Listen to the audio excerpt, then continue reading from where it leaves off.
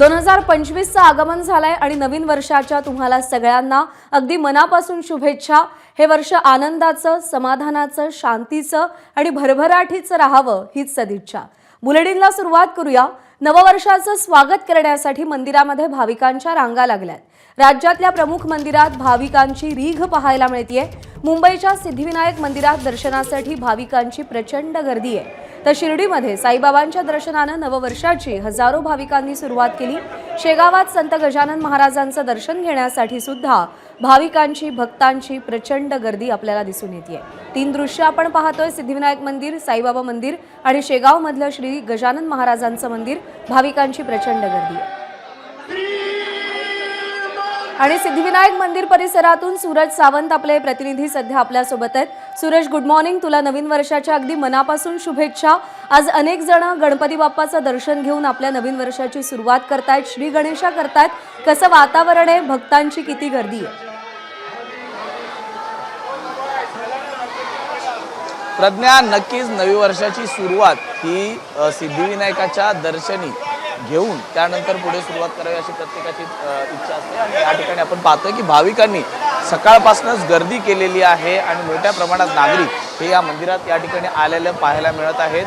सकाळपासून ही गर्दी आहे आणि त्याची व्यवस्था ही देखील न्यासाकडनं पूर्णतः करण्यात आल्याचं पाहायला मिळत आहे। खरं तर नवीन वर्ष म्हटलं की अनेक जण हे देवदर्शनासाठी निघतात, त्यामुळे शिर्डी असो, सिद्धिविनायक असो किंवा इतर ठिकाणी आपण पाहतोय की ही गर्दी मोठ्या प्रमाणात आहे। माझ्यासोबत या ठिकाणी न्यासाच्या मॅडम आहेत। नेमकी व्यवस्था कशी करण्यात आलेली आहे आपण त्यांच्याशी देखील बातचीत करणार आहोत। मॅम, यावेळी व्यवस्था ही कशी असणार आहे? दर्शनासाठी मोठ्या प्रमाणात नागरिक आलेले आहेत। हो, खूप मोठ्या संख्येनं भाविक उपस्थित झालेले आहेत। नववर्षाच्या शुभेच्छा सर्वांना। बाप्पाचे आशीर्वाद आपल्या सर्वांच्या पाठीशी नेहमी आहेत, तसेच राहोत। आजची एक 4 ते 5 लाख भाविक आपण अपेक्षित करतो आहे आणि प्रचंड मोठ्या प्रमाणावर आताच गर्दी दिसून येते आहे। तरी पण ही गर्दी अपेक्षित धरून आम्ही वेगवेगळ्या रांग व्यवस्था केलेल्या आहेत। सगळ्यात महत्त्वाचं SK बोले रोडला आपण मुखदर्शनाची व्यवस्था केलेली आहे। साधारण 15 ते 20 मिनिटांमध्ये हे दर्शन खूप चांगल्या पद्धतीनं लोकांसाठी उपलब्ध करून दिलेलं आहे। या व्यतिरिक्त गाभाऱ्यातून दर्शनात जर भाविक घेण्यास इच्छुक असतील तर आपण महिलांसाठी वेगळी रांग केलेली आहे आणि सर्वसामान्य म्हणजे फॅमिलीसोबत दर्शनासाठी वेगळी रांग केलेली आहे।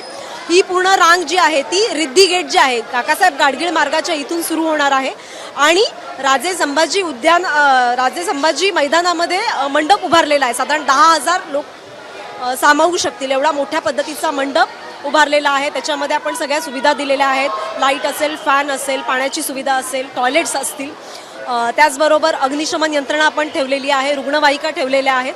तर हे सगळे सुरक्षेचे खबरदारीचे उपाय आपण घेतलेले आहेत आणि त्यातून ही लाईन सुरू होऊन, ही रांग सुरू होऊन मग आपल्या मंदिरामध्ये दर्शनासाठी उतरत आहे। याच्या व्यतिरिक्त आपण VIP दर्शन अशा स्वरूपाचं जे आपलं आशीर्वचन पूजेचं दर्शन आहे ती पण यावेळेला आपण खूप चांगल्या ही एक सुविधा उपलब्ध करून दिलेली आहे।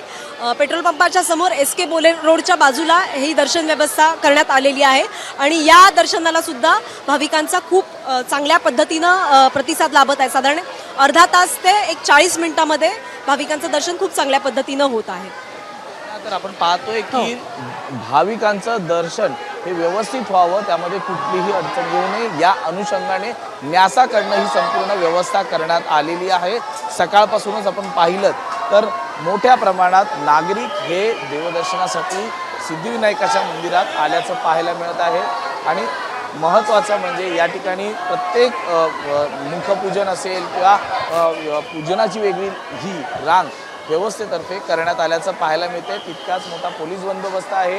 येणाऱ्या भाविकांची संख्या लक्षात घेता वाहनांची व्यवस्था ही देखील म्हणजे पार्किंगची व्यवस्था ही देखील तितकीच बरोबर आहे। प्रचंड गर्दी आज दिवसभर इकडे आपल्याला पाहायला मिळणार आहे आणि त्या पार्श्वभूमीवरती प्रत्येक छोट्यातल्या छोट्या गोष्टीची खबरदारी घेतली जाते, काळजी घेतली जाते, सोयी सुविधांकडे लक्ष दिलं जात आहे। सुरेश, धन्यवाद दिलेल्या माहितीसाठी। ABP माझा, उघडा डोळे बघा नीट।